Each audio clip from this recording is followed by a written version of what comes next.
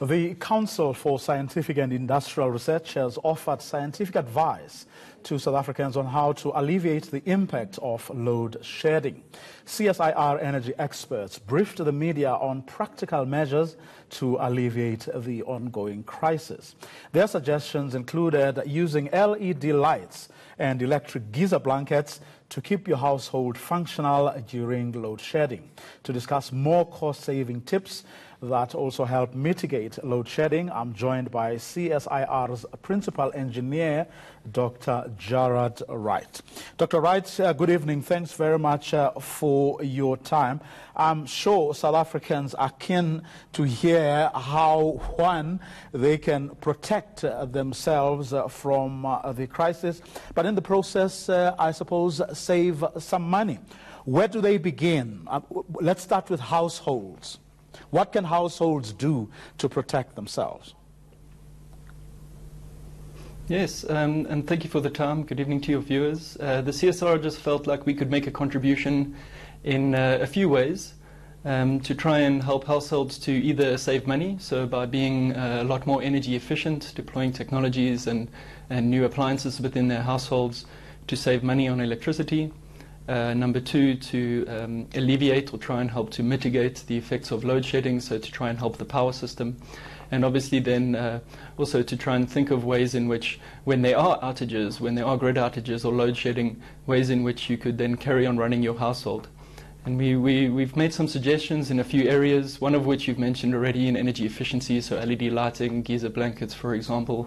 But in a few other areas, options around self-supply, shifting of the demand side to different times of the day or times of the week, as well as using some alternative energy sources. So, for example, installing natural gas piping, as well as tanks in the household to then do things like space heating and cooking. Now, you're also suggesting that consumers consider moving the use of electricity around to different times of the day. I understand how that would assist the power system, but does it necessarily help the consumer?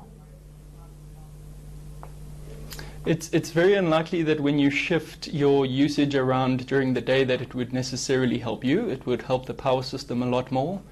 There are some options, for example, if you start shifting demand around during the day via the use of timers installed on either electric geysers or on pool pumps, that you can do some energy saving. So overall you may save some money, but doing that and those behavioral changes would probably help the power system a lot more than it would help the household.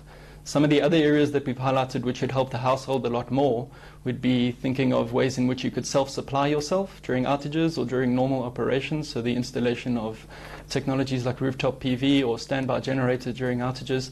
These are things that the household would be able to do that would then help themselves and not necessarily just the power system. But isn't that beyond the reach of many households in South Africa? Yes, so the upfront expenditure of installing these kinds of systems, it is quite expensive upfront. It does start to pay itself off quite quickly in a lot of ways. The reality is that not a lot of households have that kind of disposable income, of course. It's spent on other things in the household.